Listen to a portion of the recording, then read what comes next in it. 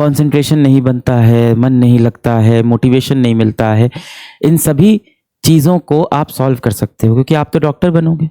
आपके पास जब बेटा कोई मरीज आएगा, आप सब भविष्य में डॉक्टर बनने वाले हो ना, या आपने अपने आसपास डॉक्टर को देखा होगा। तो आप एक बात बताओ, जब डॉक्टर के पास मरीज आता है कि मुझे कोई बीमारी हो गई है, कि मुझे बैकलॉग की बीमारी हो गई है, कि मैं जो जो पढ़ाया जाता है क्लास में वो समय पे नहीं पढ़ पाता हूँ और हमेशा मेरी पढ़ाई छूट जाती है, या मुझे डिप्रेशन की बीमारी है, या मेरे अंदर मोटिवेशन कम हो जाता है, तो डॉक्टर क्या करता है ये बताओ। डॉक्टर उस व्यक्ति को टैबलेट दे देता है ना, या उसका जांच करता है भाई, डायग्नोस करता है, टेस्ट लिख देता है और उसके बाद उसको दवाएं दे देता है कि ये दवा खा लो, ये टैबलेट खा लो, सही हो जाओगे। अब आप बताओ, वो टैबलेट क्या उसका लॉन्ग टर्म का इलाज है, हमेशा के लिए इलाज है? नहीं। टैबलेट खाने से जो अभी समस्या आई थी वो खत्म हो जाएगी। एक हफ्ते के लिए आप स्वस्थ हो जाओगे, एक महीने के लिए स्वस्थ हो जाओगे, 6 महीने के लिए स्वस्थ हो जाओगे। डॉक्टर क्या बताता है कि आप स्वस्थ कैसे रहेंगे? जब आपकी इम्यूनिटी स्ट्रांग हो, जब आपके शरीर के अंदर की शक्ति बढ़ जाए, आपकी शारीरिक क्षमता बढ़ जाए, कीटाणुओं से लड़ने की शक्ति आपके शरीर में पैदा हो जाए। तो डॉक्टर भी दवाई पे भरोसा इतना नहीं करता जितना इम्यूनिटी पे करता है। अब आप इस क्लास में आते हो और इस क्लास में आके कमेंट करते हो कि मेरे को मोटिवेशन कम है, मेरे को एक कुछ डायलॉग आप ऐसा बता दो, ऐसा कुछ आप बोल दो कि मेरे अंदर मोटिवेशन आ जाए। मेरा बैकलॉग हो गया है, इसका आप कुछ सोल्यूशन दे दो कि मैंने 10 घंटे की पढ़ाई नहीं की है, आप कुछ ऐसा बता दो कि वो पढ़ाई अब 1 घंटे में हो जाए। जो कि आप देखो कि फिजिक्स के नियम के खिलाफ बातें आप कर रहे हो कि वो 12 घंटे की पढ़ाई नहीं की, कुछ ऐसा दे दो 1 घंटे में हो जाए। अभी मुझे कोई एक टैबलेट दे दो कि मेरी जो परेशानी है उसका हल निकल जाए। हो सकता हो आज मैं ये चीज़ कर भी दूं, पर भविष्य में आपको और बड़ी बीमारी लगेगी, आपको किसी चीज़ की लत लग जाएगी, आप परेशान हो जाओगे, जीवन में गुमराह हो जाओगे। जिस तरह से डॉक्टर के पास जब 4th स्टेज कैंसर का मरीज आता है तो डॉक्टर भी परेशान हो जाता है ना। तो वो स्टेज अपनी मत आने दो। डॉक्टर क्या बोलता है? अपनी इम्यूनिटी को बढ़ाओ, अपने शरीर की शक्ति को बढ़ाओ। आपको अपने शरीर की शक्ति बढ़ानी है, अपनी क्षमता बढ़ानी है, अपनी जड़ें सही करनी है। ये जितनी भी दिक्कतें आपके आसपास, आपके अगल बगल है, इनको यदि आप 1-2 दिन के लिए हल कर दोगे तो ये 2 दिन बाद वापस आपके जीवन में आ जाएंगी। आपको इन दिक्कतों को जड़ से सुलझाना होगा। अब सवाल उठता है, जड़ से कैसे सुलझेगी? पहली बात तो दिक्कत ही क्या है? ठीक तो चल रहा है जीवन। हाँ, बस रात में नींद नहीं आती है 2-3 बजे तक, सुबह उठा नहीं जाता है 10 बजे से पहले, खाना खाने का मन नहीं करता है, फास्ट फूड बहुत खाते हैं जिससे हमेशा पेट में दिक्कत होती है, तबीयत खराब रहती है। पढ़ाई करने का मन नहीं करता, पर अंदर से खुद के अंदर बहुत खुद को गिल्टी फील होता है कि चलो बैठ के पढ़ लेते हैं। पढ़ने बैठो तो बिल्कुल रुचि ही नहीं आ रही है पढ़ाई में, लगता है कि एक बार मोबाइल में देख लें, कहीं व्हाट्सएप पे दोस्त का मैसेज ना आया हो। व्हाट्सएप खोला, किसी का मैसेज आया था, किसी अनजान व्यक्ति से चर्चा करने लग गए और आधा घंटा निकल गया, फिर लगा पढ़ाई करनी चाहिए, फिर पढ़ाई करने वापस आ गए। करते करते रात हो गई और रात में देखा तो शायद मुश्किल से 1-2 पन्ना पढ़ाई की होगी और पूरा दिन मोबाइल फ़ोन पे टीवी देखते हुए, कोई वेब सीरीज़ देखते हुए, कोई ना कोई शो देखते हुए हमने खराब कर दिया। इस बीच माता पिता ने कहा कि 10 मिनट आपसे बात करनी है, तो उनको भी चिढ़ के बदतमीजी से उनसे भी बात कर दिया कि मेरे पास तो समय ही नहीं है। मैं ये नहीं कह रहा हूं इसमें तुम्हारी गलती है।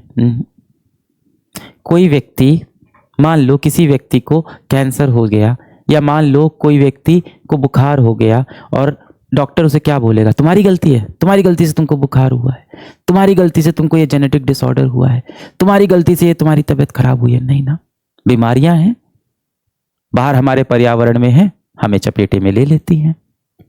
इसी तरह से कलयुग के अंदर बहुत सी ऐसी बीमारियां हैं जो आप जैसे युवाओं को अपने चपेट में ले रही है। वो बीमारियां क्या हैं? वो बीमारियां हैं ये सोशल मीडिया प्लेटफॉर्म्स, इंस्टाग्राम हो गया, यूट्यूब हो गया, व्हाट्सएप हो गया। अब बताया तो बहुत अच्छे तरीके से जाता है कि व्हाट्सएप बनाया है ताकि आप बात कर सको दोस्तों से, दूर बैठे व्यक्ति से आप बातें कर सको। इंस्टाग्राम इसलिए आप अपनी फोटो डाल सको। यूट्यूब इसलिए है कि आप शिक्षा प्राप्त कर सको पूरी दुनिया की। पर असल में इसका क्या इस्तेमाल हो रहा है आपको भी पता है। तो कलयुग के अंदर ना बहुत सारी इस तरह की बीमारियां टहल रही हैं। और जो आप कहते हो ना कि आपको मोबाइल फोन की लत लग गई है, या आपका पढ़ने में रुचि नहीं है, आपको किसी और चीज में मजा आने लग गया है, इसमें बेटा आपकी गलती नहीं है।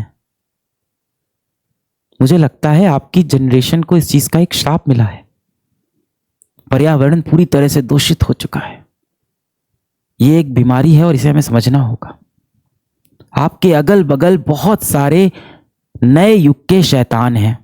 ये नए युग के रावण हैं जो हमारे अगल बगल टहल रहे हैं, हमें अपने चपेटे में लेने की कोशिश कर रहे हैं, हमें अपने लक्ष्य से भटका रहे हैं।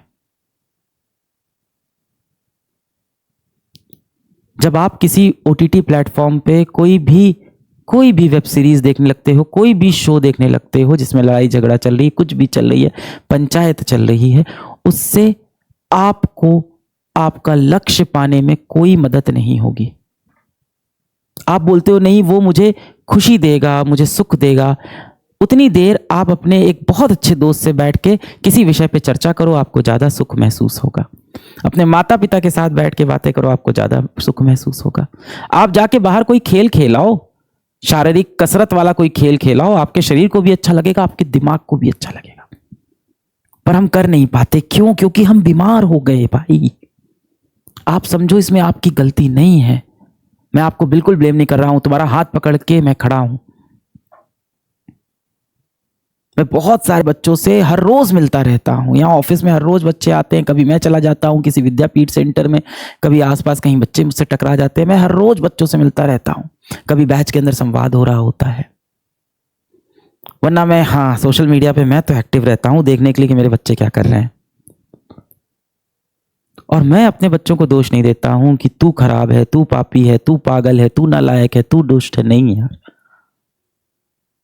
मुझे पता है मेरा हर एक बच्चा दिल से आज भी चाहता है कि वो जीवन में सफल हो, समाज का कल्याण करे, अपने माँ बाप के लिए कुछ अच्छा कर जाए। हर बच्चा ये चाहता है। मेरा कोई बच्चा अपने जीवन में रावण नहीं बनना चाहता, बिल्कुल नहीं बनना चाहता होगा।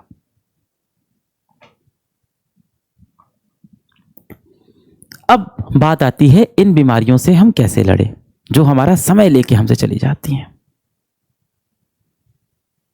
इन बीमारियों से हम कैसे लड़े? अभी मैं यकीन बैच में था 2.0 में, तो यही बात हो रही थी।